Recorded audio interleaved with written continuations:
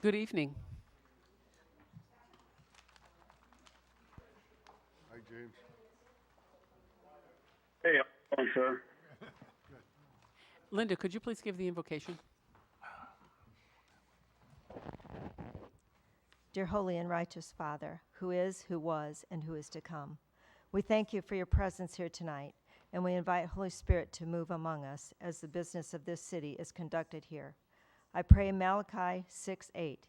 He has shown you, O man, what is good, and what does the Lord require of you, but to do justly, to have mercy, and to walk humbly with your God. I release this prayer fashioned after a prayer of George Washington. We now pray that the Lord would most graciously be pleased to dispose us all to do justice, to love mercy, and to demean ourselves with that charity, humility, and pacific temper of mind, which were characteristic of the divine author of our blessed religion, and without a humble imitation of whose example in these things we can never hope to be a happy nation or city. We also proclaim the words from the Liberty Bell, Leviticus 25:10. We proclaim liberty throughout the land unto all the inhabitants thereof. In Jesus' name, amen. Thank you, Linda. So now we will officially call this meeting to order. Madam Clerk, could you please take the roll? Mayor Miller, Here.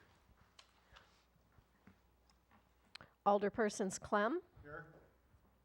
Monroe will be marked absent for now. Simmons. Here. Parker. Here. Stacy. Here. Shadle. Here. Sanders is absent. Sellers. Here. We have a quorum, madam. Thank you. And if you could please stand for the Pledge of Allegiance led by Alderman Sellers.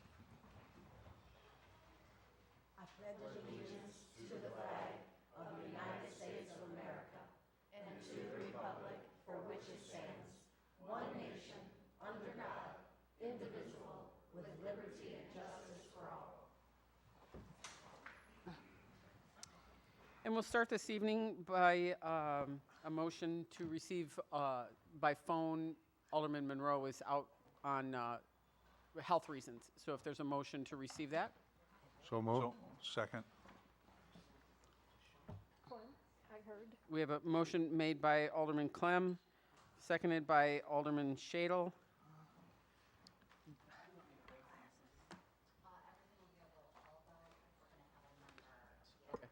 Okay, could you please call the roll? Sellers.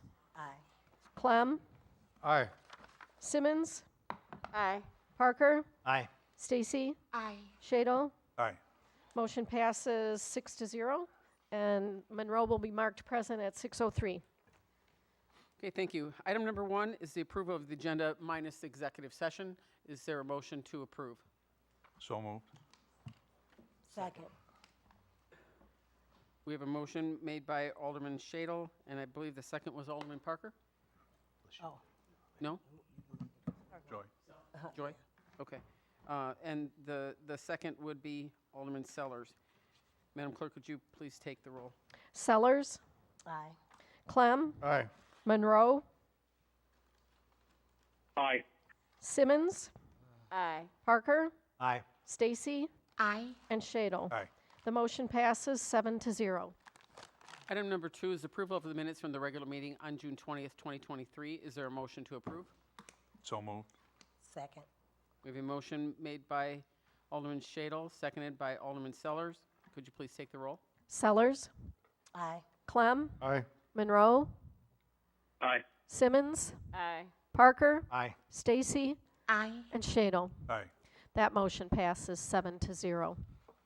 And public comments was yours on agenda item? I have one that is an agenda item and one for later that is not. All right, if you could please read those. An email from Shane Orlo. When looking through the plan for the 2023 street programs and projects, one can't help but notice that the emphasis of the previous city council was to repair streets on the west side of town. Many feel that this is where the money talks in Freeport.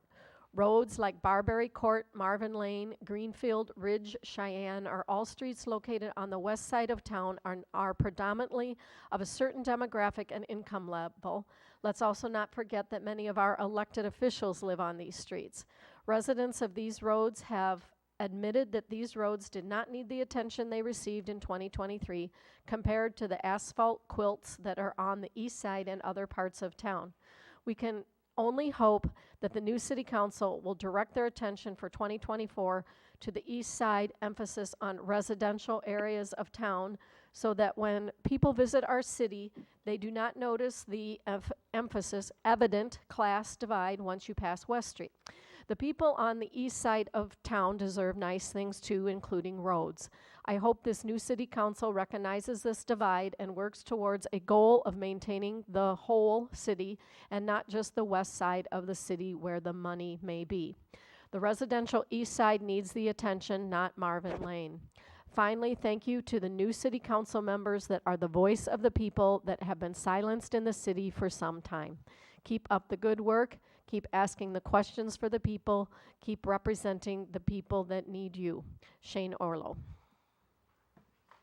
That concludes public comments. Next is the consent agenda, which the consent agenda is considered to be routine in nature, enacted as one motion unless there's a member of the council who would like to have something removed for further discussion.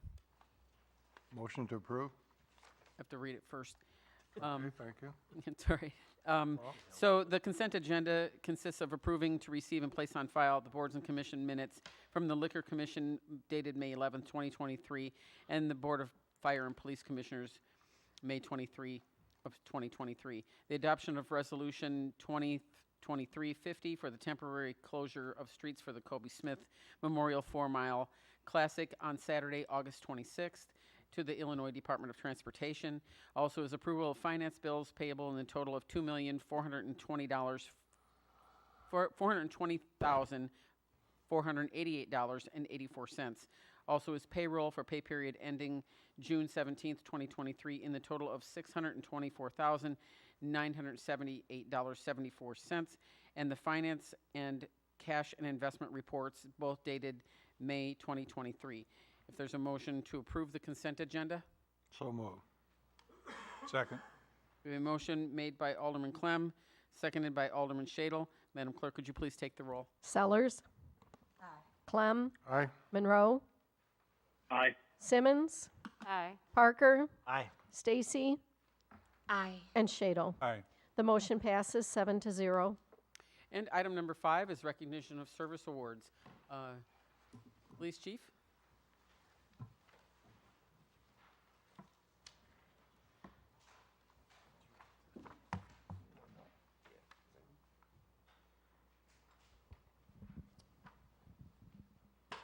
I'd like to recognize Corporal Josh Leverton tonight for 10 years of service with the Freeport Police Department.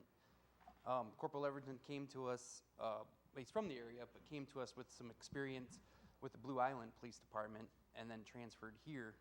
And during his time with us, he's held a variety of positions, including a field training officer, and he also coordinates our neighborhood watch and does a fantastic job with that.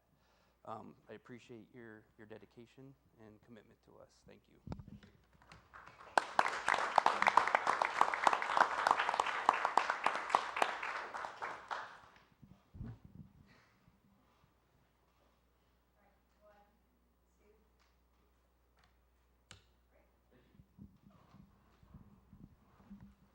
Thank you. And Director Huffines? Amy is not here. She's on vacation. Okay, thank you. We'll move on to item number 6, which is the second reading of ordinance 2023-32. Madam Clerk, would you please read this?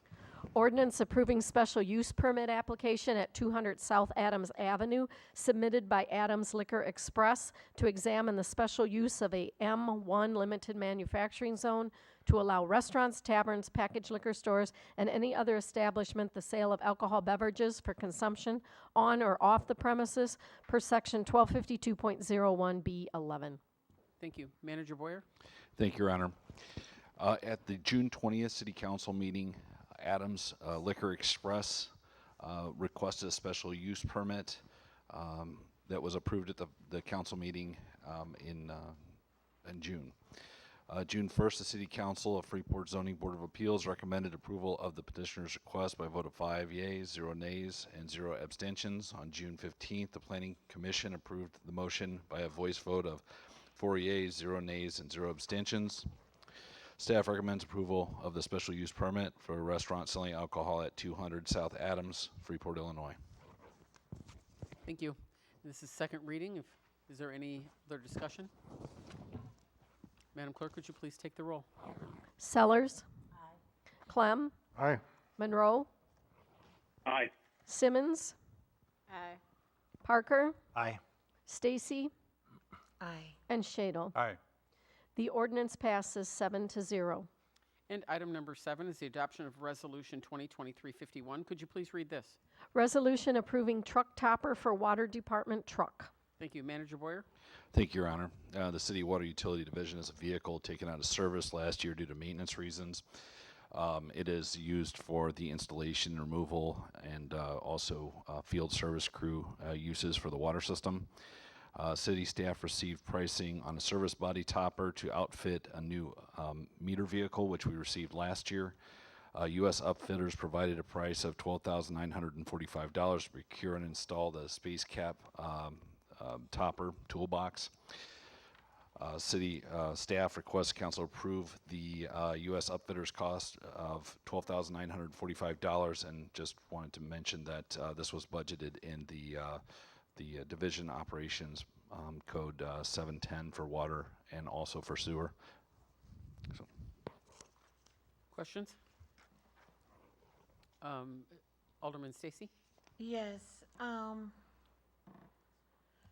Why was this budgeted with the water and sewer fund? Primarily because it is for meter reading, and that's a water and a sewer expense. So.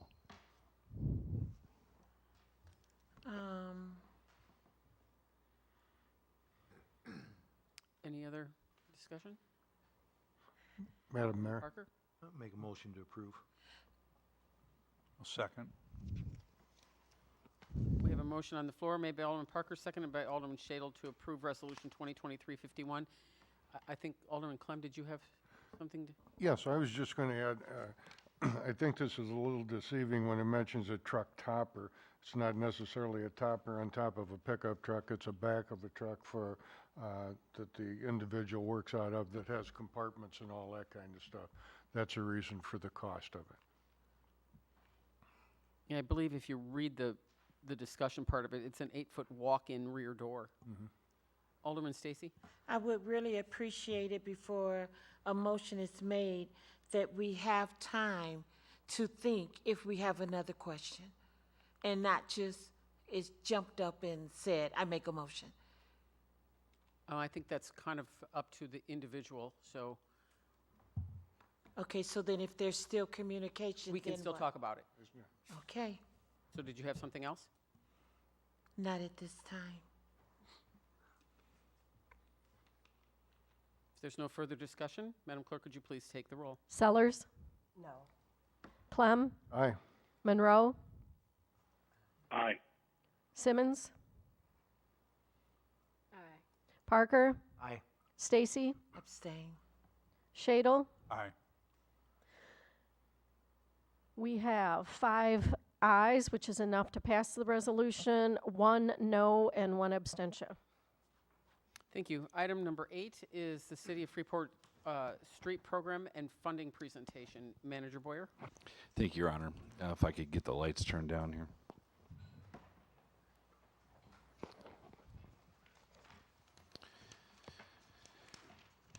So as we're entering budget season, and as far as getting everyone up to speed on the road program, I thought we'd take about 20 minutes to discuss that tonight. Could you hit the next slide, please? So tonight we'll talk about street selection, condition rating, recent and upcoming projects, funding, maintenance programs, and planning ahead. Next slide, please. So project priority and selection, the city's got 140 miles of roadway to maintain. Improvement projects selected by severity based upon the average daily traffic is part of the calculation. City attempts to distribute the projects amongst all the areas of the city for bidding, synergies, and cost. For general planning purposes, the city is divided into 4 quadrants. Go ahead and move to the next slide there.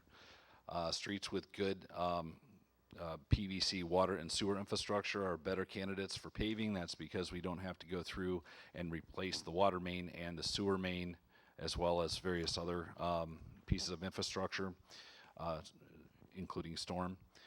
City cannot replace the pavement on a street if the water main and sanitary sewer is in need of replacement, and that's one of the biggest challenges with the road program, dealing with the older infrastructure. Having an updated street rating condition inventory helps selection and planning ahead to also deal with our planning purposes. So could you go to the next one, or go back to the map, please? Back one more. Okay, so it's generally divided into 4 quadrants there. Alrighty, next slide, please.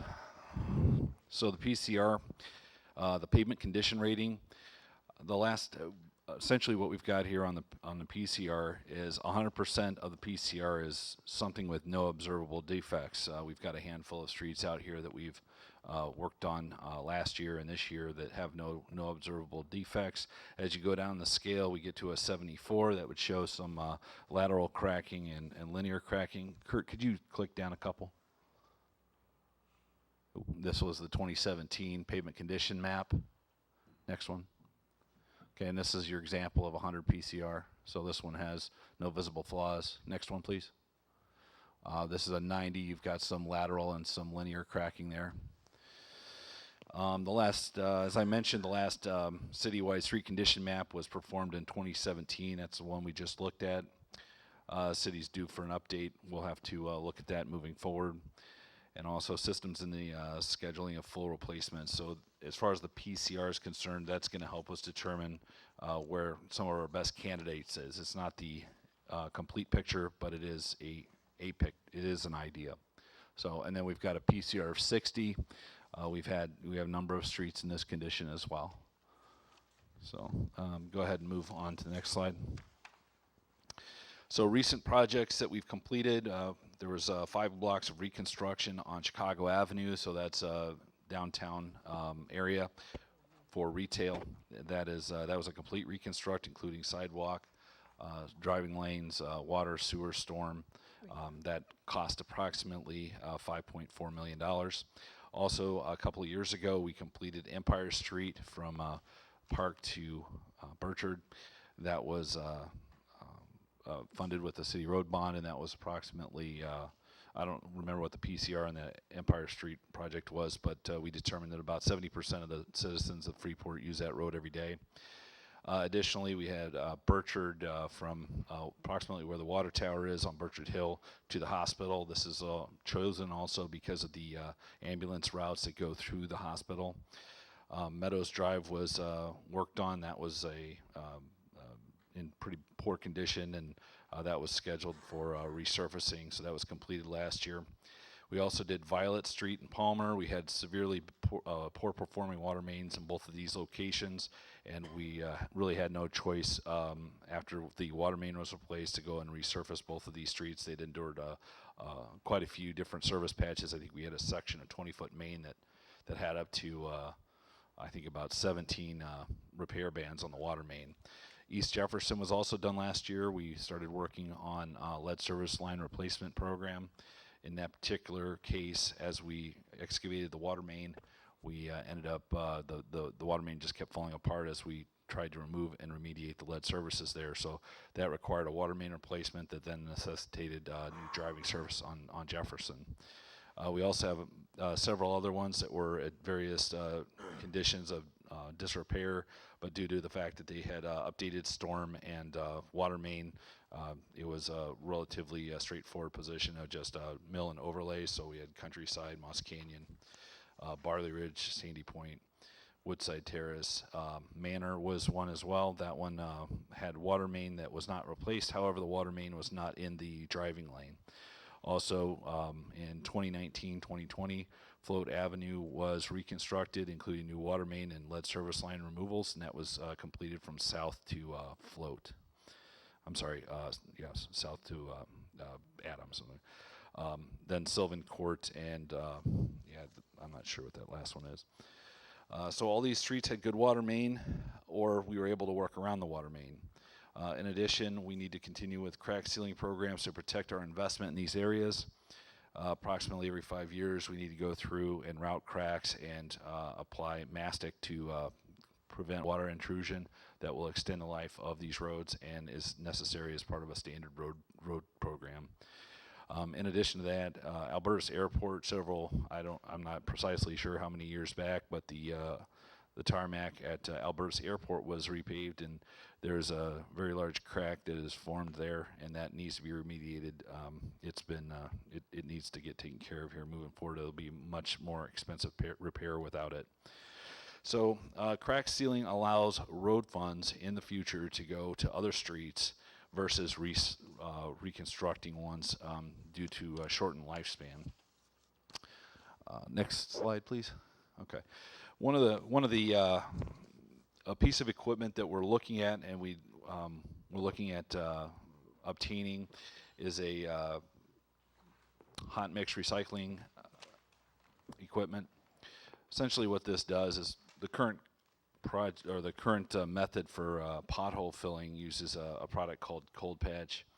Cold Patch does not last very long. You put it in the hole, you tamp it down, and any number of conditions can have it fall out, whether that's high traffic, whether that's heavy rain, or snow and ice.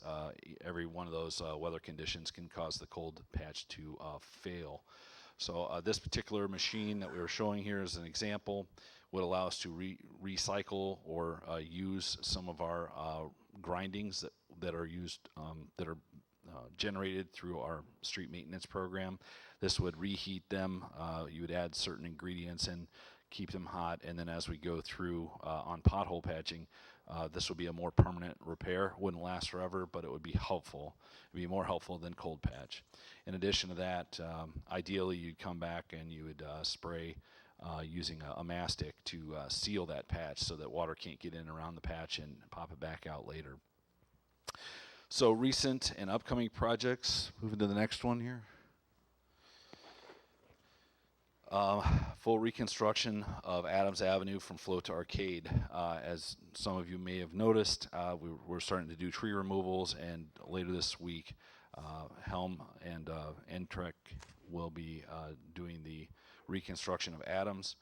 The total cost of this project is approximately $10 million and represents something like about $1,800 per linear foot. And this includes water main, sewer main, curb, and but it also is an analog for other streets in our older parts of town that require significant reconstruction. Also, we're looking at IDOT. The city's mill and overlay and ADA ramps. We just completed ADA ramp program here in the downtown and surrounding area. This year, we're also looking at Pearl City Road from the roundabout to Greenfield, Navajo, Sullivan, and South Greenfield. We're also looking at fixing an intersection at Stevenson and Park and Business 20 and the Greenfield intersection. We've got some drainage issues there. 2023 projects. So long and the short of it, this was what was one of the reasons for the decisions to choose various projects was, number one, does it have to have water main replaced? Number two, does it need to have storm or sewer to be lined? Three, how many ADA ramps, how many sidewalks, how many curbs need to be replaced?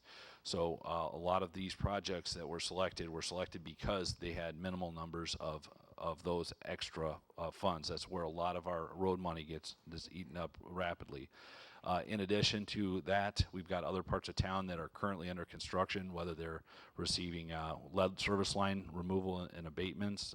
So far, we've accomplished about 1,100 of those this year, or total for the total program, and we've got another approximately 1,000 to 1,400 left to go. But anyway, 2023, we've got Welty Hills. That was a wastewater collection system that we added to our. We installed a collection system in this area. The collection system was paid for through a grant from the EPA, and it also gave us the opportunity to resurface those roads.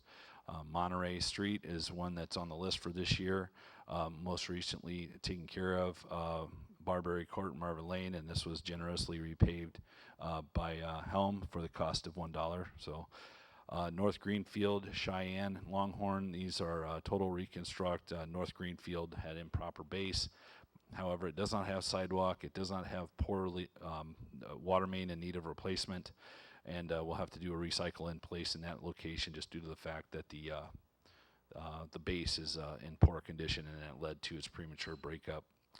We're looking at water main replacement along Ridge Drive and Westwood. We've got problematic water main on Ridge that's created a lot of water main breaks in this area of Westwood Avenue. So both of these locations will be repaved in part due to the fact that we'll be replacing water main there. Town Drive and Town Drive is another one. Bradmar and Town Drive have a very frequent history of water main breaks. There's one section on Bradmar that's probably had 20 main breaks, and so we're wanting to remove that water main, replace that, and then we'll have to go back over and repave those sections. Also, Center Street is on the program for this year. That is one area that it has good quality water main, and it's near a school. It also helps, and the actual construction itself should be fairly straightforward. And then North Center Drive, which is completely failed. So all city road funds for budget 2023 were allocated and approved already. Design bidding construction is going now for the 2024 road program. And just to hit a couple of highlights, next slide, please. So this was an aerial view of Chicago streetscape as we began work on that. And then the next slide gives you an idea. It's all completed and in really nice shape now. Next slide, please. This is a picture of Empire. So as we began repaving Empire. And then the next slide is nearly completed there. It looks like we got one lane taken care of there, but next one, upcoming Adams Avenue, if you'll hit that. So you can see we've got the alligator cracking pattern on Adams. Adams is also a truck route, and we have to install heavier or thicker pavement to handle the additional truck traffic. And then there's a concept. Next slide is a concept of how things will be when we're done on Adams. So it's a good project for this year. In addition, we'll be doing Clinton Place and Clinton Straight. Again, a situation where we're replacing water main and the pavement surfaces will be replaced due to the fact that we'll be replacing the water main. So upcoming projects, got it. Okay, so we're looking at several. Walnut Street, just to ballpark it from Main to South. This particular project is more in line with the costs on Adams. So if you look back, we touched on Marvin Lane and Barberry. That's approximately $40 per linear foot, whereas Adams is about $1,800 a linear foot. So pretty significant. And also Walnut Street will be similar to Adams. So that cost estimate is approximately the same there at $7.6 million for Walnut from Main to South. Also, some of the other tangential streets that we want to look at is Shawnee from Adams to the viaduct. We're moving forward and hoping to get the viaduct modified this year or next year. And we want to also look at resurfacing Shawnee since it's already completed the water service line replacement project. And that would be a good place to look at. Chicago Avenue, again, we've got approximate cost of $6.8 million, 5,300 linear feet. Again, that would be water, sewer, curb, ADA ramps, and I just want to remind everybody at every intersection where we have an ADA ramp, it's approximately $28,000 per intersection. So this all plays into why certain areas are more expensive than others. If you have no sidewalk, there's no ADA ramps. If you have no water main, then there's nothing to replace. If you have no sewer or the sewer's been lined, there's nothing to repair. Stormwater inlets, if it's modern or fairly modern, is in good condition, doesn't need to be replaced. Whereas most things along Chicago and along Walnut are 120, 130 years old, and everything that we touch will have to be replaced on those areas. Concord is one area of town we have some asbestos cement. We're trying to get rid of that out of the system. That's a different material type for water main, and we'd like to get that remediated and that road taken care of. It's in poor condition as well. So talking about funding, and I want to highlight, we had ARPA funds. Those have been used on various projects throughout the city, mostly water and sewer. We also used some of them to help finish out something at the project at the airport. Also, we've benefited by use of city road bond funds, and we are slowly consuming the rest of the city road bond funds. MFT recently, the MFT account's been audited and has been balanced for the first time in 10 years, and we believe that we'll have a couple $1 million available there for our future 2024 road projects. But also we'd like to continue to maintain what we've done so that future generations don't have the same pavement failure rate as we're dealing with. So some of the financial impacts. Next one. Thank you, Kurt. Freeport's in need of a permanent road funding solution that outlives all of us and all the council. The city needs to complete between 6 and 7, possibly 8 miles of road per year so that we can replace 140 miles of road in the city over the course of 20 to 25 years. Currently, we don't really have a straightforward plan on how we're going to fund the road program. We've done some with MFT, we've done some with some COVID money, we've done some with road bond, but none of those are long-term sustainable sources of revenue, and we need to be looking at that, and I'll be bringing a proposal to council soon. So moving along here, let's see. Oh, I kind of got ahead of myself on this one. So one of the options, and we've been talking about, and I think I've mentioned the most, is looking at a 1% sales tax that would generate between $3 and $4 million annually.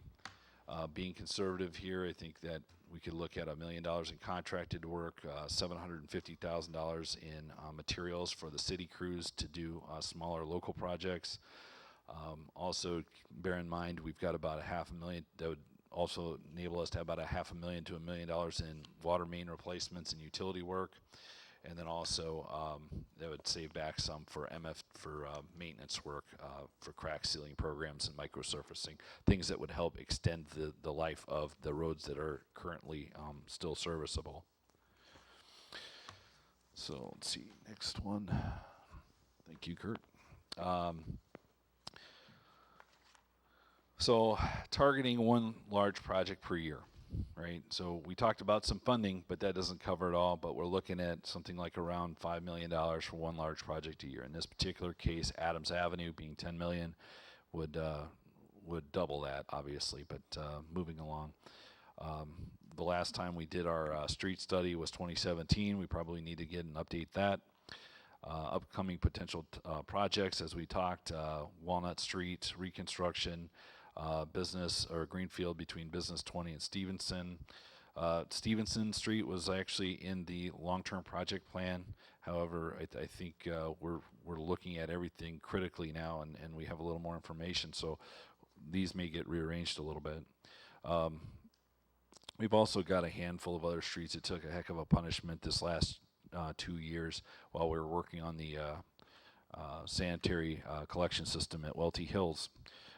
Demeter Drive is one of them. It just took a beating. I think it was pretty much chip seal to start with, and now it's a real mess now with all the heavy truck traffic. So, but we're not looking internally for all of our road funding. We're also looking at West Street. We're working with IDOT right now to expand our construction debt or expand reconditioning of West Street, working with them.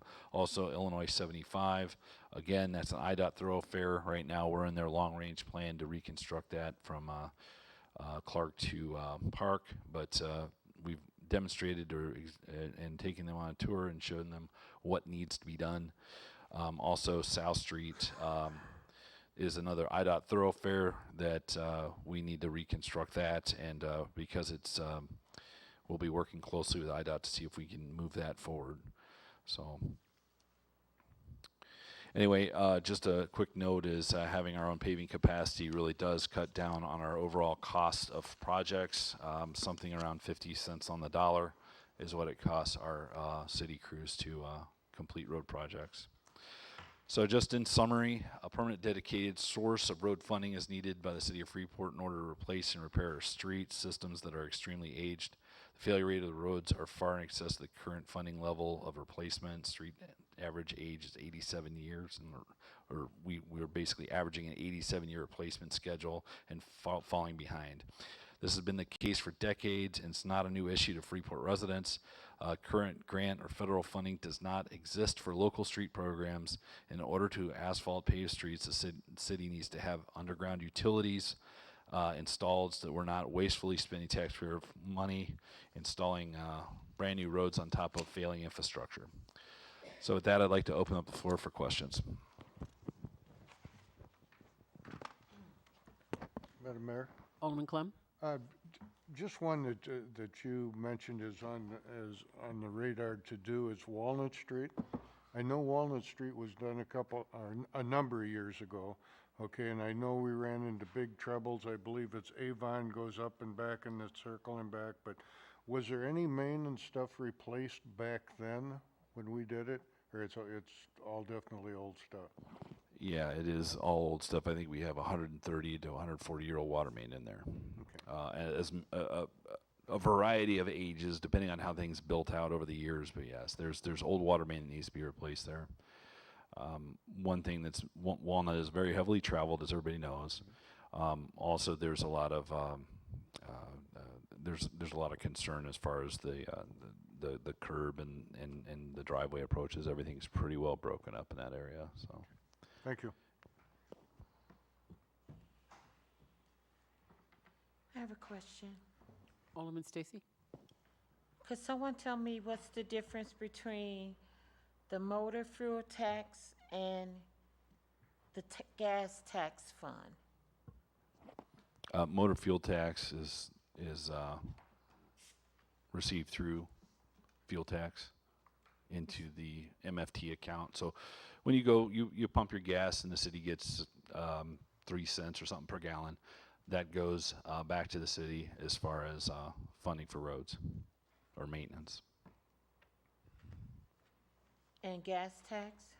Yes, it's the same. There's a 2-cent gas tax.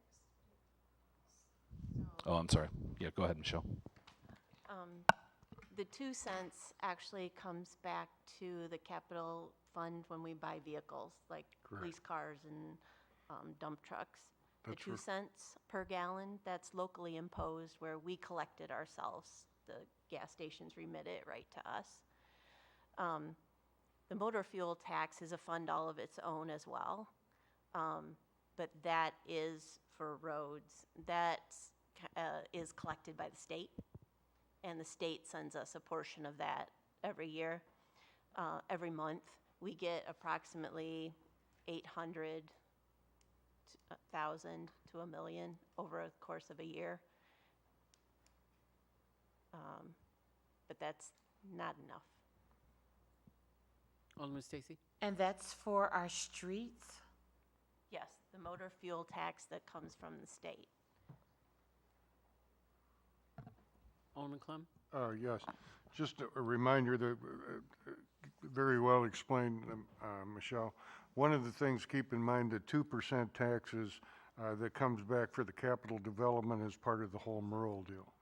Okay, the other percentage is we send the money to the state and the state sends us a little back. Basically how that works on the gas tax. Yeah, And that's also, 2 cents though, Alderman Clem, not 2%. 2 cents, yes, excuse me, I'm sorry.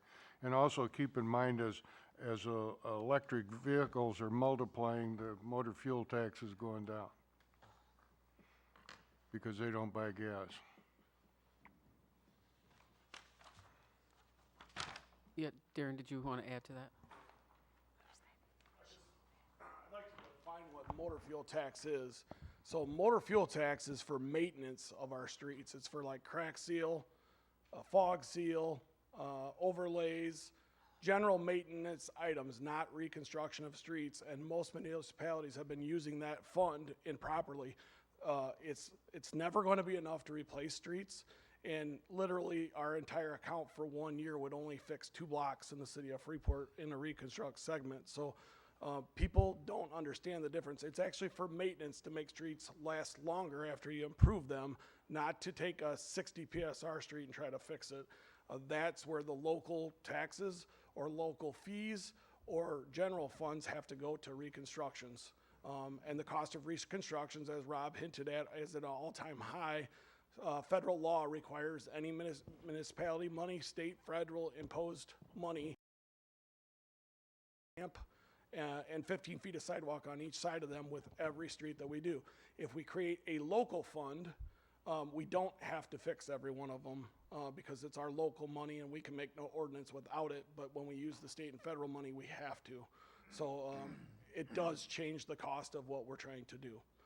We've also, in the reconstruction of streets, noticed that Freeport does not have a heavy enough street segment pavement. We've done a lot of pothole testing throughout town and did a study on it. The average pavement thickness is not heavy enough to sustain garbage trucks, which is the weight that we have to do for most trucks. So we've changed the standard in Freeport to do 4-inch pavement on streets with a minimum 8-inch base. Most of the streets that we dig up have less than 2 inches of asphalt and maybe 6 inches of base, and that's one of the reasons that you're seeing failures at an all-time high. Motor fuel tax guidelines would say that once a street hits a 74 on the PCR rating, that we don't spend any motor fuel tax on that street. That street is fully depreciated at that point, and we should not waste any maintenance money trying to upkeep it except for just potholing, which I don't, Rob kind of skipped over it quickly, but pothole patching is probably one of the largest expenses the city of Freeport has for materials. It's about $140 to $150 a ton to buy that. New asphalt streets, this last year's contract was under $65 a ton for that mix. So it's very expensive and it doesn't last. So that's why we're trying to get away from doing it. Now, we're not going to get away from it for years because we're so far behind. And it's important to stress that that wasn't the previous administration's issue. That's an issue that's been going on for the last 20 years in Freeport, that funds were not properly put to the streets. We're not going to fix this overnight. So the expectation that we're going to go pave every street in town in the next 5 years is not going to happen without a mega influence of money or tax. It is going to take us, even at 6 miles a year, 7 miles a year, 20 years to catch up on our roads. So this has got to be a long-term committed program that outlives everybody that's sitting here. That's been the problem so far. The only reason a bunch of streets got done in the last 2 years is because the city got an injection of rebuild money, an injection of ARPA money, or the street program would be limited to MFT because there is no other money. They did use some of the capital improvement money to get a road bond that we've been using to supplement. Otherwise, our road program was stagnant for at least 10 years, to the point that we're just patching things. And obviously, we know we're to a point that we cannot just patch anymore. So the streets, everybody knows that we're at a very low rating. Even the ranking we did in 2017, I went and revisited most of those streets. The ones that were cautionary graded are at fully failure at this point. So it's a very high percentage of streets. I would, off the top of my head, guess 50% of the streets in town are at full reconstruct at this moment. Yes. So Alderman you Stacey. said that there's money for our streets in the general fund? No. Some communities supplement reconstructions with general funds. Freeport does not do that. Some communities do that. So Freeport has solely tried to work on streets with MFT money because we have no other funding source at this moment. But you said you could not use the MFT money for the streets. You should not be using it for reconstruction. You should be using it on maintenance to make streets last longer. So all the streets that have been paved over the last 2 years, we should be using, or 5 years, Float Avenue probably being the very first one of that. We should be doing crack seal, fog seal, microsurfacing, whatever we can to make that street last for 30 years instead of 20 years. And if we don't do it, it will fail early. Water is the enemy of all pavement. If water gets into the cracks, that's how potholes form. And it's going to happen. I've drove all the streets that we paved in the last 2 years. Asphalt's gonna crack. That's what it does. If you don't seal the hole, water gets into the hole and it starts forming the potholes. Most of the roads that I've driven, I mean, we have a ton of coal patch and holes. It's not going to stay. You know, it's not one part of town or another. It's everywhere. Alderman Stacy. For the last 2 to 3 years, for the work that has been done on the streets that have been done, was that through MFT fund? Some of the overlays we have done have been from motor fuel tax. Most of the money that we've done has been through the CIP fund, which is capital improvements, because we had to do water main utilities. Then we used ARPA money, and we used the road bond tax. I'm gonna call it road bond tax, right? Yeah, there were 2 bonds that the city took out, one in 2019 and one in 2021, to assist with the road projects. And we also used those funds to buy the paver. Right. So another step back for you is there was I don't want to call it a surplus amount, but there was a little bit extra money in the MFT account because the city basically didn't do a real road project program for about 3 or 4 years because we had overspent future years when they did some of the other projects, so we had to catch up. And Tom was exactly right. Motor fuel tax money's changing daily, and it's not something you can count on because it's basically based on the gas that people buy in Freeport, and that doesn't include all the people in this room. This is Forston, Lena, all the people that come to town to buy it. So, for instance, I looked at motor fuel tax for last year, and we got just over $1 million. This year, we're on pace to not even get 800,000 right now. I just pulled it last Friday.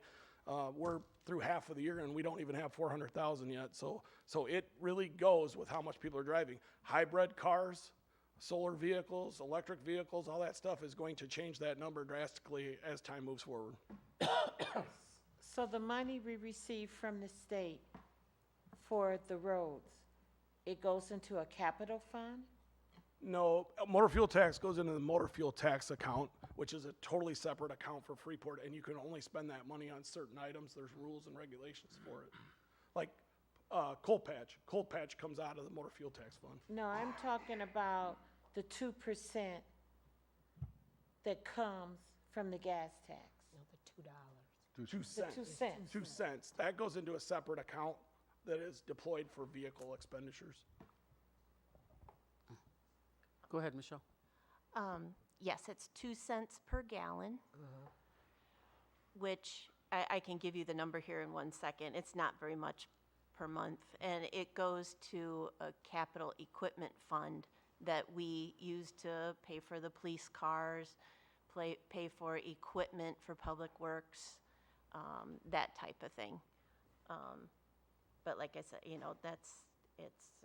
That's an ordinance as well. Yeah. Correct? That's an ordinance. That's a local city thing that doesn't come from the state of Illinois. The gas stations actually write a check to the city of Freeport directly. Alderman Clem. Keep in mind one thing too that we may be getting confused on here is when you talk about the capital improvement fund, okay? Remember how we all pay so much on a water bill, whether it be 20, 30, 40, 50, whatever bucks for construction funds, sewer funds, this and that? That goes into the CIP fund, okay? It was voted on a number of years ago that some of the money from that CIP fund could be used to repair a road if the water and sewer underneath it was replaced, okay? Because we were running into a situation where we had money that they could do on roads, but the sewers underneath were shot, so with that vote, it took and tied everything together so you can use that. That's a vote that was done a number of years ago that started to increase the capital improvement funds on the water bill. Alderman Stacy. However, still all that cracking and whatever was never fixed. So here we are years later, worse off than we have ever been. But do we have CIP funds? And if so, how much? I can answer that. We don't have any because the allotment that comes in the water sewer debt every year, that money is appropriated to the road bond fees that we have. So they're all expended and tied up for, Michelle maybe can answer for how long, but until the road bonds are paid off. Well, correct, and the IEPA loans that Right. we're incurring now for Adams, the wastewater plant and things like that's what the CIP. So we generate CIP monthly. That helps us pay our current bills. So the not manufacturers, but the people that are building the wastewater plant need to be paid every month as they're doing their work. So we use the CIP just as money to pay those people, but then when the state reimburses us, it goes directly back into the CIP fund. And once the loan is active, then I start paying the loan off with these CIP funds. Yeah, the CIP is debt service, so when we borrow money from the EPA, we have to pay them back, and that's where the capital improvement fund was created, was, for instance, the water treatment plant that's almost finished in user rate, that's gonna end up being about $6 a month out of everyone's bill to pay that off over 20 years. So that monies that is all established that we pay every month, that's mostly all debt service at this point to all the projects that we've been doing in Freeport for water treatment plant, wastewater treatment plant, water mains. That's all debt service. And I think the first of those loans is not paid off till 2032, I believe. And that would be the Big Four? I'm sorry? That would be the Big Four? The Big Four, which was about, the Big Four was the very first EPA loan project we did, and the total of the water and sewer was about $18 million. We got $9 million in forgivable funds at that time, so we debt serviced $9 million, and I believe about $8 of the CIP is dedicated to that repayment till 2032. Okay, when you talked about our water bills going up, that was for The wastewater the treatment. wastewater treatment Yep. plant. Yep, there's the water treatment plant that produces drinking water, and then there's the wastewater treatment plant, which is what we went and saw on the tour. That treats our wastewater before we discharge it to the stream. That's the new project. Okay, so this money for that new project starts coming in our bill as of September. Yep, and the project will kick off in August, so we will be about 1 month behind. The contractor will be, we just issued the notice to proceed to them on Wednesday of this week. And what will that project consist of? The entire phase 1 of the wastewater treatment plant, the $60 million loan that we just got. Alderman Sellers? I would like to know, how many loans do we have, out there that are really costing? I mean, you can get it to me someday. I'll stop in and you can just let me see how many loans we have out there and how much they are. I'd like to see that. We only have 3 that are in repayment right now, but we have several more Yeah. that will be active. It takes a while for them to go through the whole process and start in repayment. Yeah, a repayment schedule on when we borrow money from EPA, the reschedule payment starts 6 months after the project's complete. That's our agreement with them. So once we issue substantial completion, that's what pushes it into repayment. And then depending on the projects, most of our projects are 20-year life cycle loans that we pay semi-annually. The wastewater one is so large, that's a unique one that's going into a 30-year repayment. So how did we ever get ahead? We can't even get caught up. How did we afford to do all these streets for 2023? We got 1, 2, 3, 4, 5, 6, 7, 8, 9, 10, 11, 12, 13, 14, 15, 16, 17 streets So, budgeted for 2023. yep, So we got the money to do this. yes. It's all budgeted in this year's budgeted by city manager, but then Director Boyer. That's how we budgeted. We sit down and we figure out what every street's gonna cost. We look at MFT, we looked at road bond, and we looked at ancillary ARPA money that was left at that time, and that's how we scheduled out what would be paved this year. So all those streets that are in there were approved in the budget, and they were budgeted for 2023.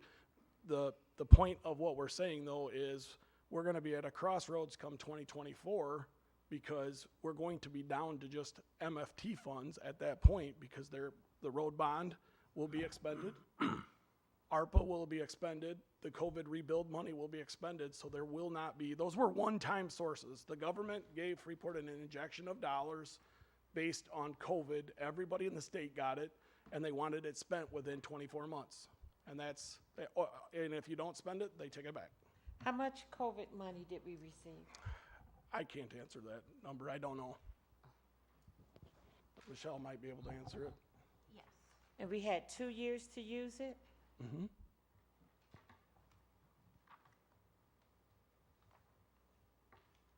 Manager Boyer, was there something that you wanted to accomplish with this, or was it just information? This was just informational. We seem to have a wide path here as far as the questioning. I'd like to kind of keep it somewhat Narrowed down moving to the toward presentation? on transportation. Yes, I just had one. but I think Michelle had one thing she was Oh, going to say. Go ahead, Michelle.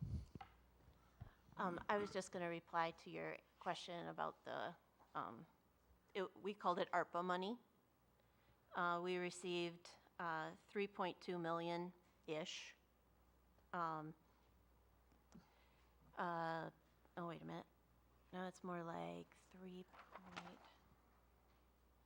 it was more like 3.3. But the council passed a resolution on what projects were to be done. It was resolution 2021-50. Would have a list of the projects, and a lot of them were water, sewer projects, road. I know 2 of them that I recall was Violet and Palmer were done with those funds completely, because the city did not have the funds to do the water main on those streets. And so those 2 streets were wholly done with those. And those both had a PCR rating of under 60.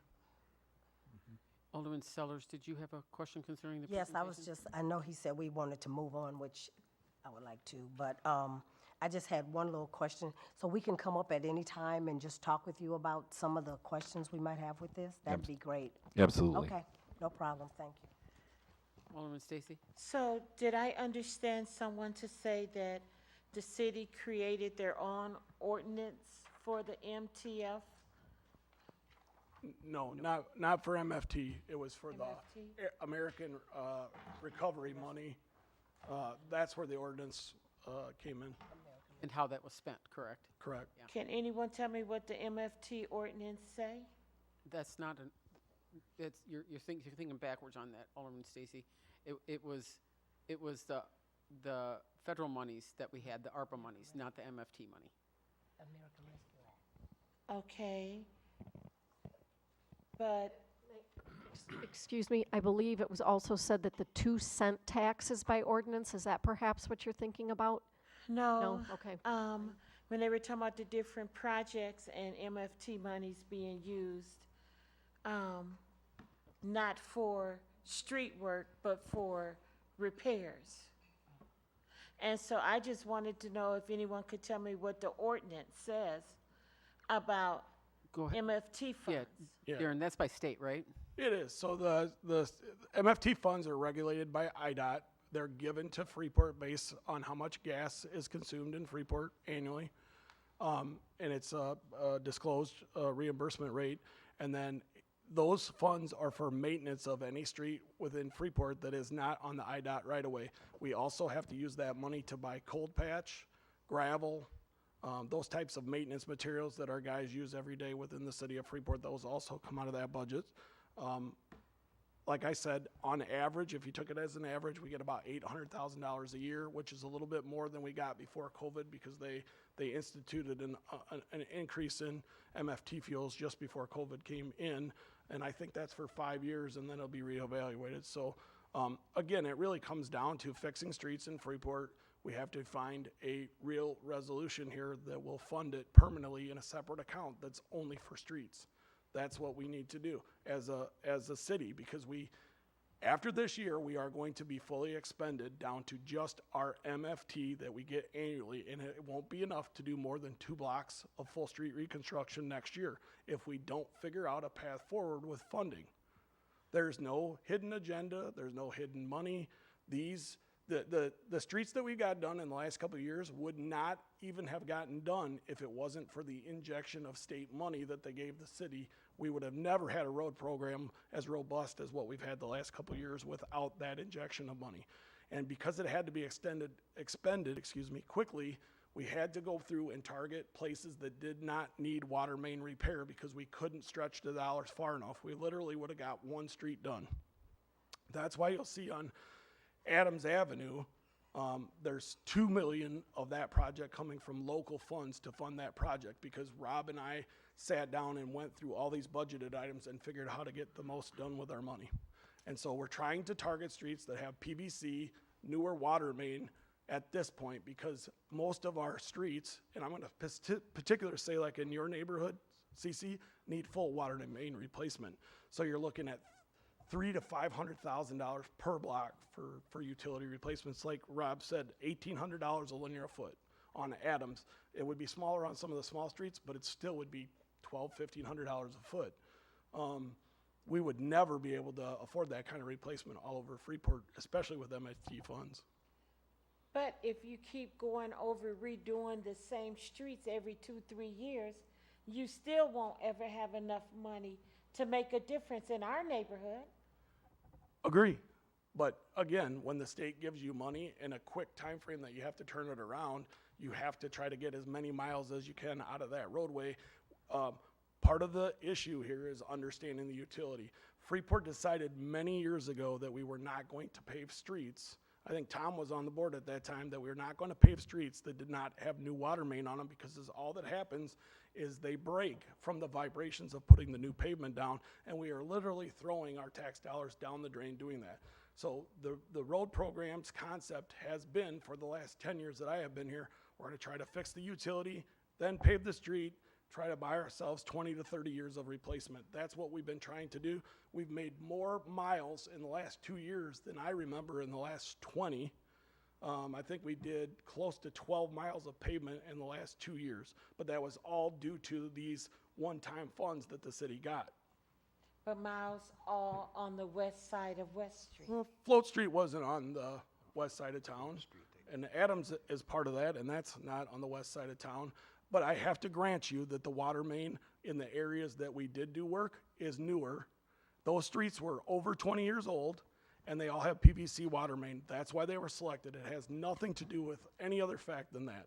They're at 60 PSR ratings, and they have plastic water main, and then they were chosen off of ADT, which is average daily traffic demand. That is exactly why those streets were picked, those 3 matrices. Nothing other than that. I was involved from the very start to the finish of those projects, and that is exactly why they're selected. We don't have a ton of streets in Freeport that have PVC water main on them, only the newer areas, because PVC has not been put in for more than the last 20 years. But to, Okay. Let's try to get back to the presentation, or we're just going to be here all night long. Does anybody have any questions concerning the presentation? yes. Alderman Stacy.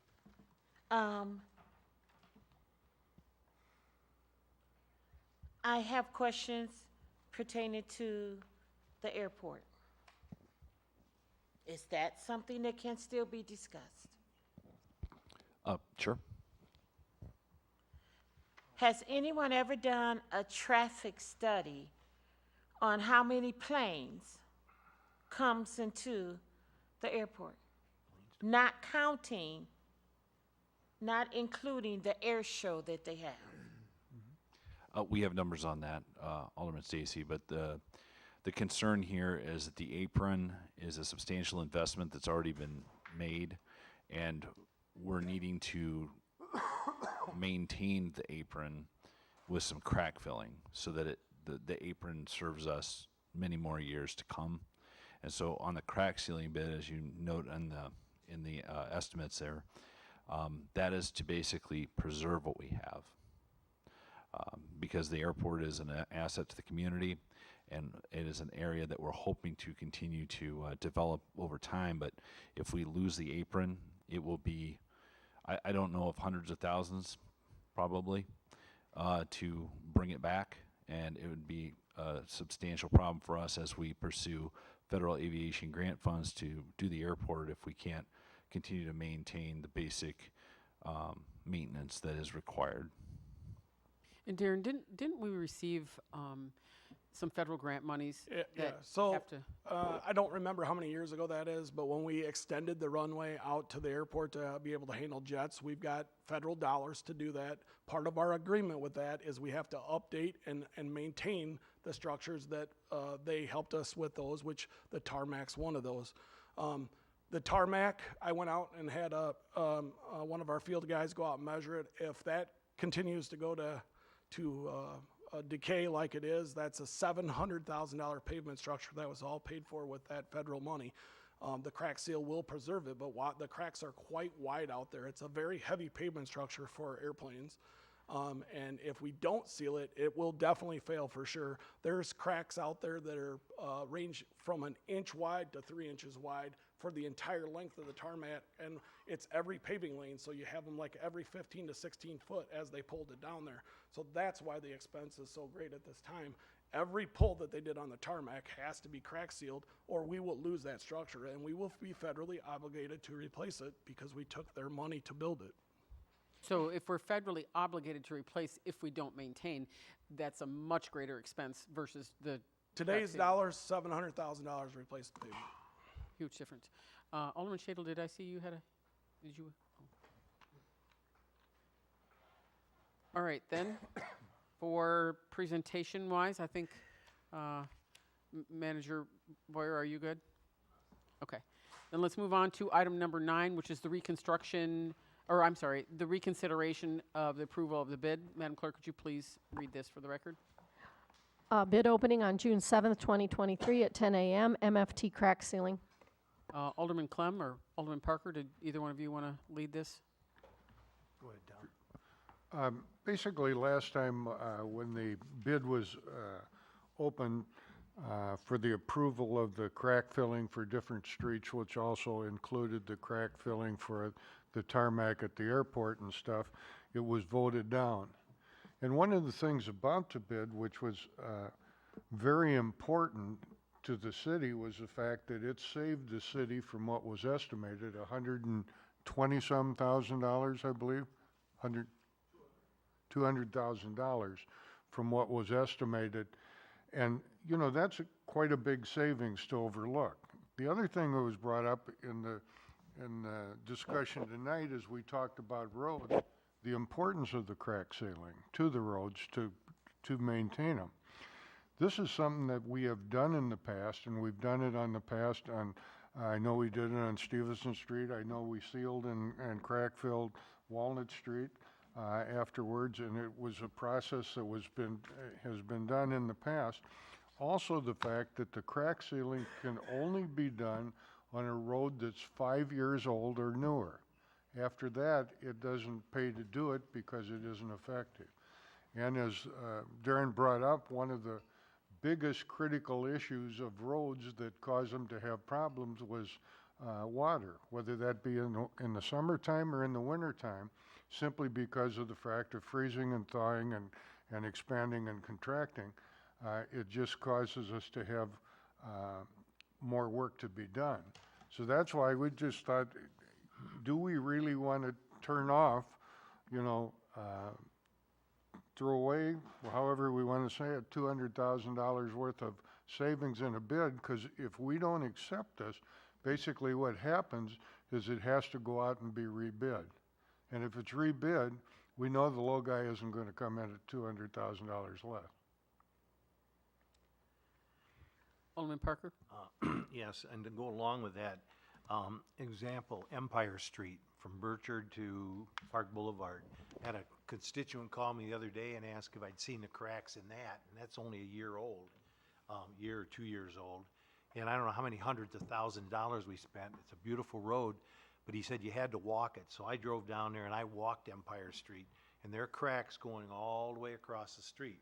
Well, if we can get this seal on it, the crack seal, that's gonna save us several $100,000, because once school starts and all the buses and on there and the traffic, it's in front of Empire School, that we're gonna need it. So I think that we need to get this done and save that one road. Float Street is probably another one that we did a few years back. They did a great job on Float Street, all the way from South Street up. And again, that's gonna need sealed, or that's gonna go. So I think we're shooting ourselves in the foot if we don't do this and save what we've put down already. So, thank you. Alderman Stacy? Why are our streets only lasting not even 2 years before all these repairs and all this sealant need to take place? What is going on? Manager Boyer? If I could answer that, Alderwoman. The streets were built to the specification with the right mix, and this is standard maintenance for all streets. So as we go along, we don't want to repeat the errors of the past where we might have paved a road and failed to follow up with the proper maintenance at the proper time. We want to ensure that our investment is maintained, and this crack seal bid is one thing that is done to help preserve the road long term.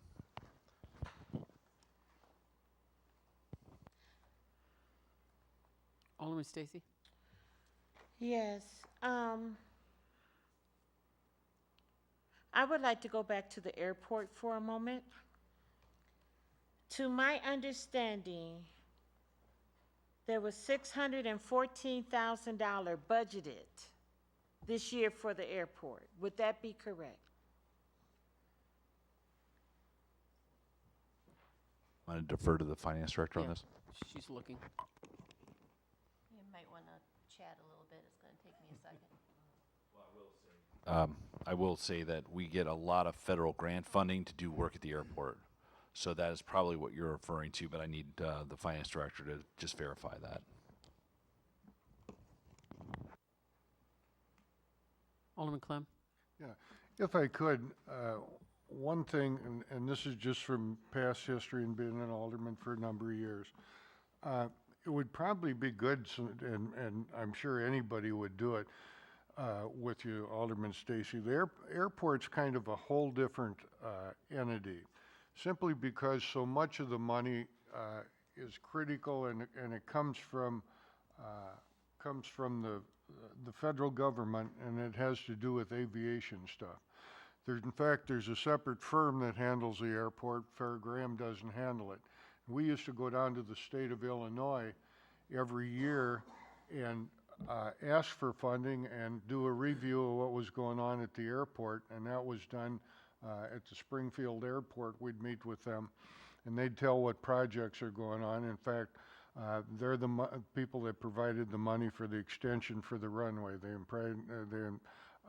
They gave the money for the lights that were put in out there. They gave parts of money for the revamp of the office and all that type of stuff that was done in the past. And when they give funding, their funding is usually 90–95%. In other words, they don't give, if we got a $200,000 project, they don't say we'll give you $100,000. They do cover most of the funds art. And like I say, it's just kind of a whole different entity than the rest of the city. It works different. Most of the money is federal stuff. They go under their own regulations and that kind of stuff. But it would be good to maybe have a presentation on that, or talk to Rob or anybody about it. But it's a kind of a different animal. Well, that's why I asked the question about how many airplanes come through that port. We used to, if I may answer, we used to get a report, and it's available because they have them every day. Every aircraft that comes in is recorded. Every aircraft that goes out is recorded. And Mr. Jansen's daughter that has taken it over, from what I understand, has changed a lot of things and has done things quite well to help the city and help maintain the airport. In fact, a number of years ago, I'm going to say it was maybe about the time I was leaving, when the maintenance company from Rockford moved over to the city of Freeport and took a hangar out there and is providing work on jets and stuff. We ran a new road out there which would make it accessible for more hangar space and that kind of stuff. And if you want to get into a real bag of worms, you can go ask how the hangars are owned and who pays for them and all that kind of stuff. And that'll turn your head around about twice, because it's a whole different scenario. I mean, we own the hangars. We own the hangars, they pay for the rent. It's just a real bag of worms to look at. Director Richter, do you have an answer yet? Yes, I believe you said 640,000. Yes, you're correct. 614,700 is the total budget for 2023 for the airport. But of that, 112 is a grant for fencing and security, our portion. That's the expense portion. And we'll get a grant back to reimburse us for that, but the expense is paid by us originally. Okay, so the balance of that minus the 112 for the grant, what is that money going to be used for? It was, There's several line items for the airport. We pay for the fuel originally, then when it's charged to the customer, that's $100,000 for just the low lead. Another $80,000 for the Jet A, a different type of gasoline for airplanes. Then we get it back when people pay, just kind of like a gas station. We have maintenance on the buildings, engineering that we do pay Crawford Murphy Tilley, which is our engineers that he was talking about previously. Supplies, we have to pay for the maintenance of the airport. The management, I'm sorry, we have to pay for the management of the airport. If I could, I'm sorry. I have to interject at this point because we're getting into an area where I think we're going to be getting close to violating Robert's Rules of Order and the Illinois Open Meetings Act. When there is an item on the floor on the agenda, and in this particular case, it's the bid opening for MFT crack sealing, questions can be asked of staff and discussion can occur amongst the alderpersons regarding that item that's on the agenda. But we aren't allowed to get into questions and answers about items that do not have anything to do with that particular item without going through a process of amending the agenda and adding additional items to the agenda. So just something to think about procedurally when we're discussing an item that's on the agenda.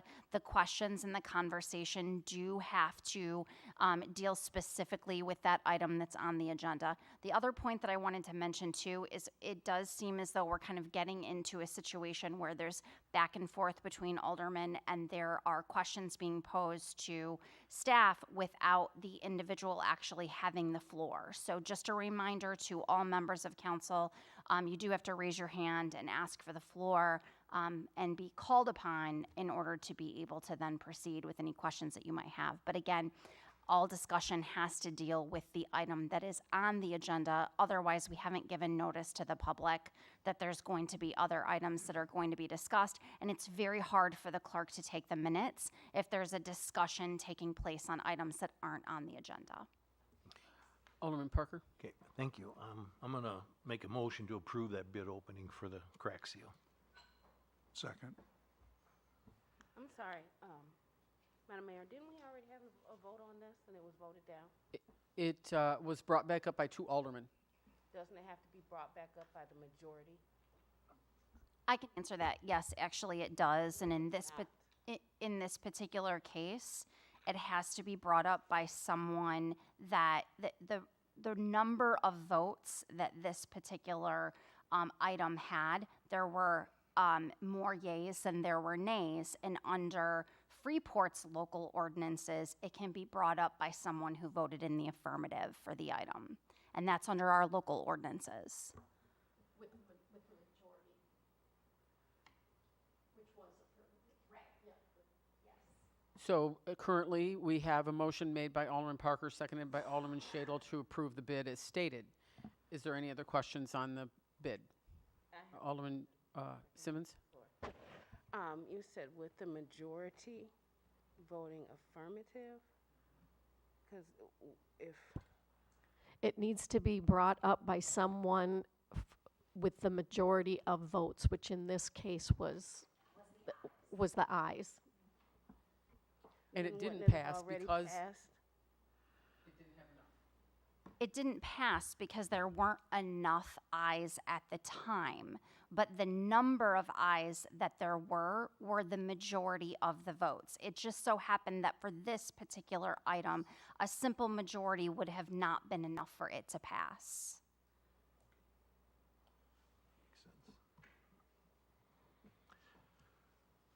I think it was 4-1, if I remember correctly. Did I?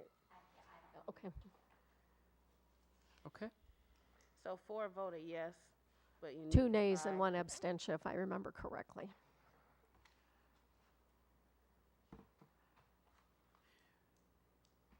Then with the motion on the floor, Madam Clerk, would you please take the roll? Sellers, I abstain. Clem, Aye. Monroe, Aye. Simmons, No. Parker, Aye. Stacy, No. Shadle. Aye. 1, 2, 3, 4 ayes, 2 noes, 1 abstention. Madam Clerk, in this particular instance, you will also need to call the vote of the mayor. There are certain instances under Illinois law in which the mayor is allowed to vote. At the previous meeting, I understand that I think a different attorney was here and who may not have been familiar with the rules under the Illinois Municipal Code upon which a mayor can be called upon in order to be able to vote. But in this particular circumstance, given the fact that there are a certain number of votes that are needed for an item to pass, that is one of the limited circumstances under the Illinois law in which a mayor can vote on this item. She doesn't have to, but in this particular case, she could if she so chose. Mayor Miller, what say you? Aye. Recalculating is 5 ayes, 2 nays, and 1 abstention, which the motion passes. We'll move on to item number 10, which is reports of department heads. Finance? Nothing this evening, thank you. Thank you. Did anyone have something on behalf of Director Duckman? No? Not at this time. And Public Works? I'll be happy to report that we're finishing up some downtown cleanup activities in response to Tuddy Baker Days, and we'll be performing hydrant flushing from the 10th to the 14th. So please be aware of that. That's in preparation of the new water treatment plant starting up this month. In addition to that, Adams Avenue kicked off last week with tree removals, and we expect construction activity to commence later this week. Thank you. Communications? Nothing tonight. Thank you. Fire? Thank you, Your Honor. As some of you may know, I was out of town last week for 10 days. During my absence, the fire department responded to 4 structure fires, 3 car fires, and a dryer fire. One of those structure fires involved a high-rise building. And of course, numerous ambulance calls. So it just further illustrates how busy and how many our call volume with regard to the fire department. Thank you. Thank you. Police? I have nothing at this time. Thank you. Library? I just wanted to take a minute to remind everybody that the library is going to be closed on Saturday for Tuddy Baker Fest. We will be having 2 different events. Both are at the Art Plaza. We're doing our Pretzel City Author Fair from 10 a.m. to 2 p.m., and that'll be at the corner of Douglas and Chicago. And then we have a children and family concert by the Scribble Monster from 11 a.m. to 12 p.m. at the stage at the Art Plaza. Thank you. IT? City Manager? Okay, then I will, actually, I'd like to read a portion of a letter that was sent to the Illinois Department of Commerce and Economic Opportunity. On behalf of the Illinois Municipal League, please accept the nomination of Kurt Sutman, Director of Information Technology of the City of Freeport, to the Illinois Broadband Advisory Council. This council was established in the Illinois Broadband Advisory Council to explore ways to encourage state and municipal expansion of new broadband services in the state of Illinois. And as the Director of Information Technologies, Mr. Sutman is uniquely qualified for service to the Illinois Broadband Advisory Council and will be a positive voice for municipalities in this capacity. So I just wanted to say congratulations, Kurt. Job well done to have that recognition. And then also just to remind those in the listening, Manager Boyer alluded to it a little bit, Director Huffines did, that Tuddy Baker event is this weekend. So it starts at 5 o'clock on Friday night, runs through 5 o'clock on Sunday evening. Starts with a carnival ride in the entire municipal lot across from the Stewart Center. There's also a motorcycle bike show that benefits the disabled American veterans on Friday night. There's a 5K run and a bicycle ride that starts Saturday morning. We've got lots of food vendors, petting zoo, lots of craft items throughout the entire weekend. There's a car show on Saturday afternoon, and then it ends on Saturday night with a fireworks display that you'll be able to see in most locations in the downtown. Sunday is a little lower keyed with a community worship service in the plaza and a gospel fest and some river activities as well. But most of the events that are for music, live music through the entire weekend is free at the Art Plaza from live bands. So avail yourself to that. I think it'll be a great time to be able to see our community come together for something that was a huge part of our past. So the Tuddy Baker Fest hasn't happened for a little over 20 years. So anyway, I think it'll be something that everyone will hopefully talk about for years to come and continue to grow. And so with that, I believe Alderman Sellers, do you have any new announcements for this evening? I just want to thank the fire chief. Oh, sorry. Fire chief, thank you and all your staff for when I brought my grandson there and how everything, they just loved it. So thank you so much for your hospitality. Alderman Clem? I'd just like to bring up and thank the mayor for her work on Tuddy Baker. Also, for the public, there is a sheet out that tells everything that's going on. I passed it out to the people in our ward and got some feedback saying they were glad to see that, but there is one available so people know that's out there. Also, I attended the Liquor Commission meeting last week, and we discussed a little more about the gaming issues and what may come forward on that and what we're talking about. So we're all working together to keep that going. And I intend to go out and talk to some of the owners of businesses that currently have gaming so we get some ideas. So it's not being rushed through and everything is there that we want, or else we drop it. Thank you. Alderman Monroe? Thank you, Madam Mayor. First of all, I'd like to thank everyone who signed the Get Well card. Been battling some health issues, and I'm looking forward to getting back in the chamber next week. I would also like to make some comments. One, Alderwoman Stacy, thank you for bringing up the airport. I think that is a very important conversation that we all need to have. Rockford has seen great growth at their airport, and we have kind of kept the airport at the back of our minds. And I think it would be wise to look at future growth for that, as that has been a huge boom for industry and revenue for the city of Rockford. I think it's important that we have a community that's connected to the entire world, and that's the way they've done it. And they have increased to the now 14th largest cargo airport in the United States. That's a 25% increase in 2021 alone. So that growth is fueling more tax dollars, more revenue, more jobs, and I think that's the type of thing that we need to do here in the city of Freeport. Also, there was earlier, Debbie read a letter from a Mr. Orlo about the lack of spending on roadways and infrastructure on the east side of town and basically making it about race and demographics. And I was pretty insulted by that letter. We on the council look at the city as a whole. And, some of the roads as you come into town, we don't have much control over. I mean, we could bang our chest, we can scream and yell at the tops of our voices, but at the end of the day, the state of Illinois controls a lot of those roadways. What we control are along the edges of those roads and how we maintain the city's beauty, and we improve communities, and we improve neighborhoods, and we improve the roads and infrastructure in those neighborhoods. I would say really the majority of infrastructure over the last couple of years has really been on the eastern side of town. Chicago Avenue at $5.4 million, Adams at $10 million. We just recently voted the Hancock Bridge at $2.2 million, another $500,000 at the viaduct.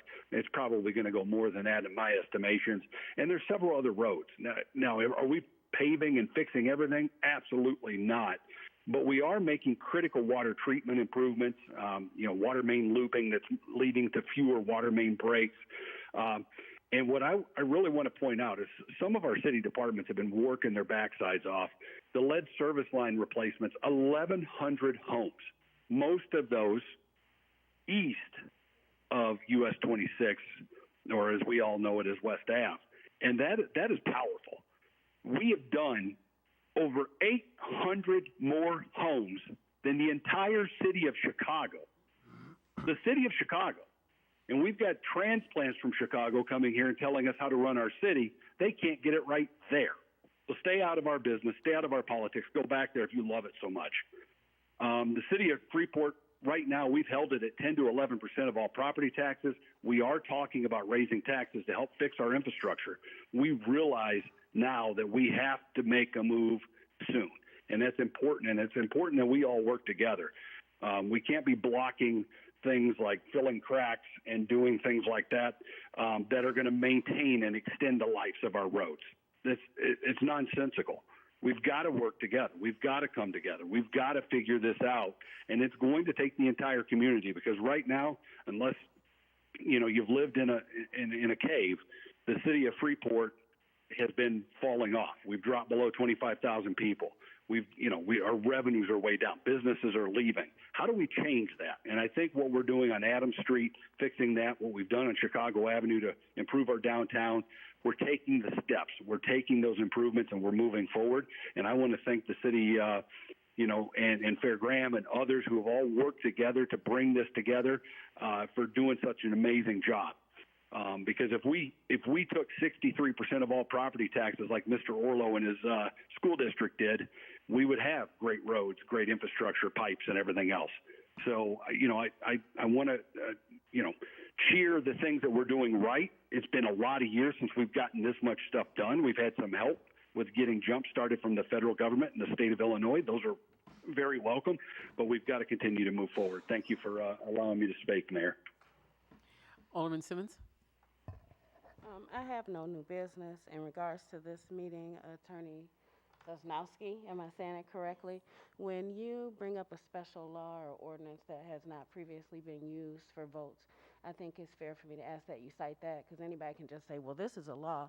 I need Sure. to tell you what law that is and where I found it. Absolutely, not a problem. And I can email you a copy of the ordinance if you'd like as well, so that you could review it. No problem. Alderman Parker? Nothing tonight, Your Honor. Alderman Stacy? Yes.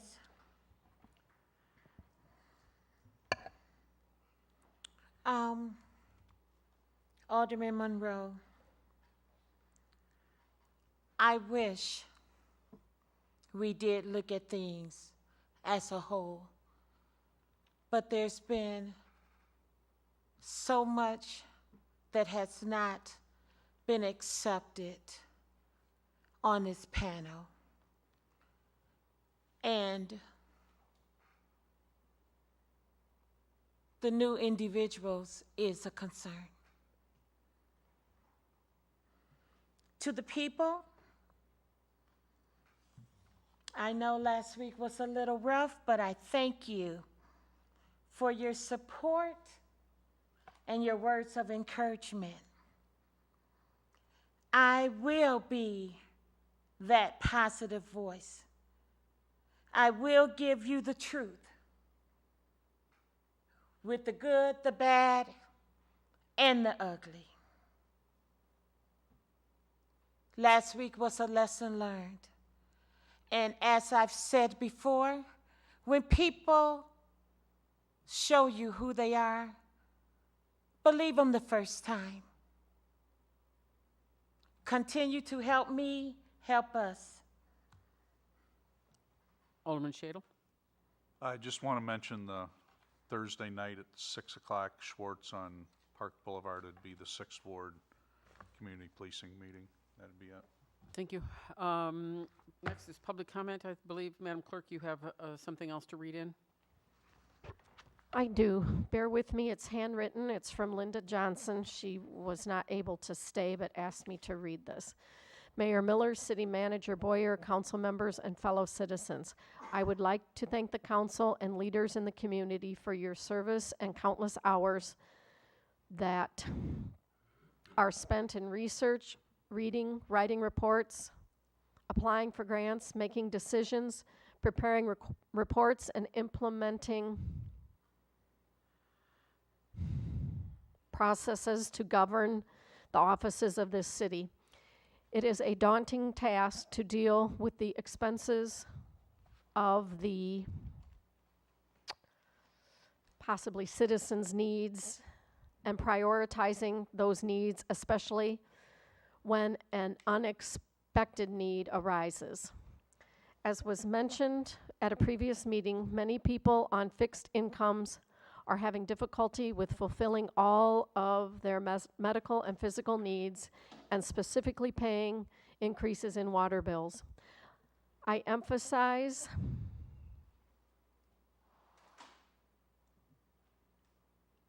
something regarding a fixed income. Maybe I am a fixed income.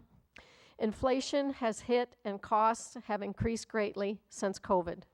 Garbage pickup costs increased. Regulations for water and sewer and old wells, and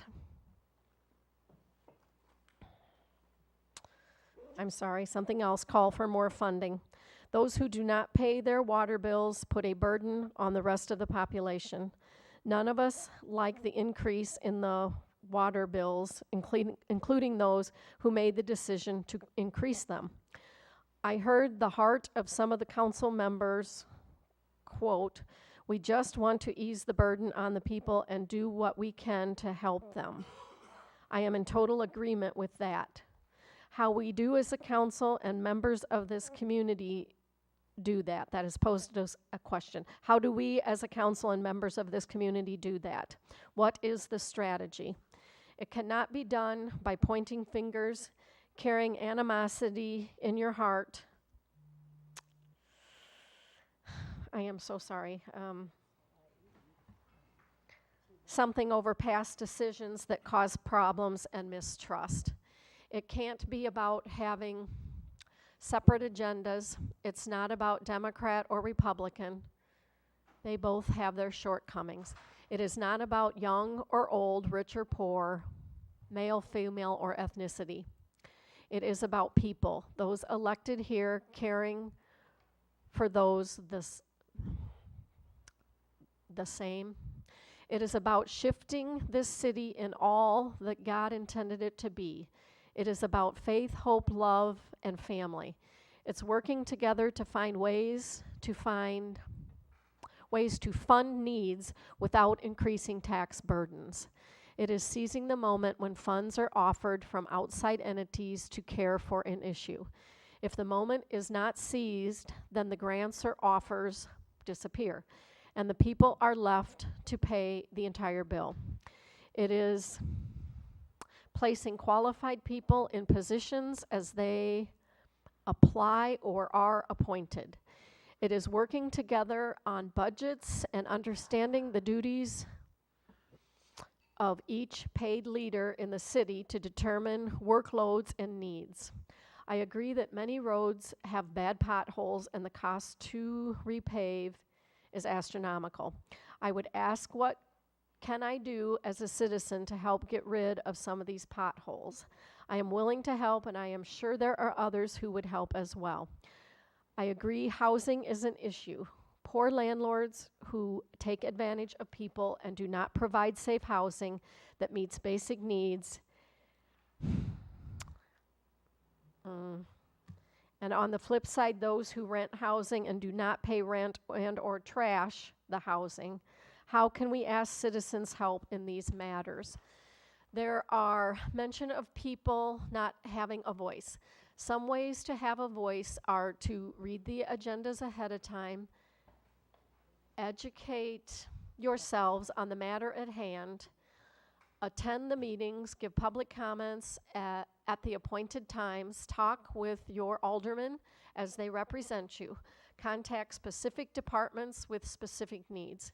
We cannot change what happened yesterday, but we can start today to make a better tomorrow. Nobody can go back and start a new beginning, but anyone can start today and make a new ending. Again, thank you to all who serve. Forgive past mistakes, work together, communicate with each other, pray and seek the good for the people in this city. May God be with you. Linda Johnson. Thank you. Attorney Sosnowski wanted to say something.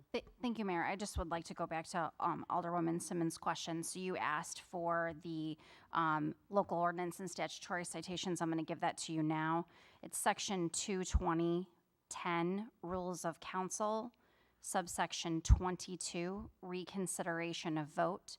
You'll find in Section what? section 22010, Yeah, I heard that. The subsection 22. Okay. Reconsideration of vote. It states that a reconsideration of vote must be made by a member who voted with the majority. The statutory citation regarding the mayor's ability to vote is 65 ILCS 5/3.1. I think it'd be best if you email this to me as well. But I can please certainly don't- do that. Anybody listening wants this information. -40-30, Mayor presides. In subsection 3, it states, where a vote greater than a majority of the corporate authorities is required by code or by local ordinance. That's one of the 3 instances in which a mayor is allowed to vote. And I will definitely email both of those to you, Thank you. Alderwoman Simmons, so that you have them. Thank you. Thank you. Are there any other public comments this evening? Yes, ma'am.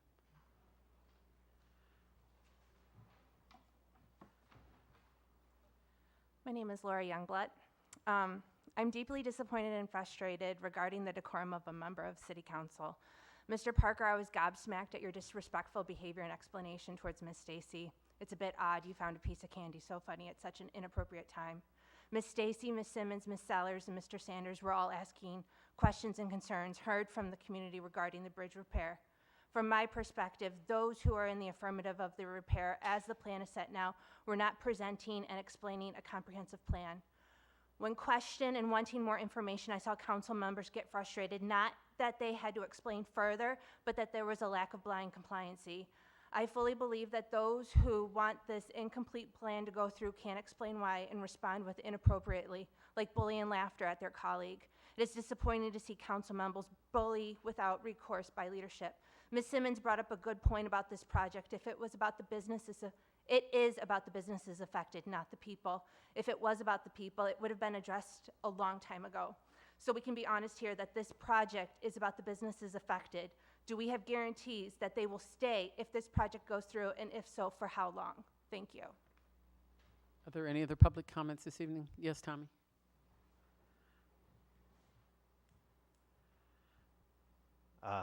Don Paco, you do a good job. Thank you, Tommy.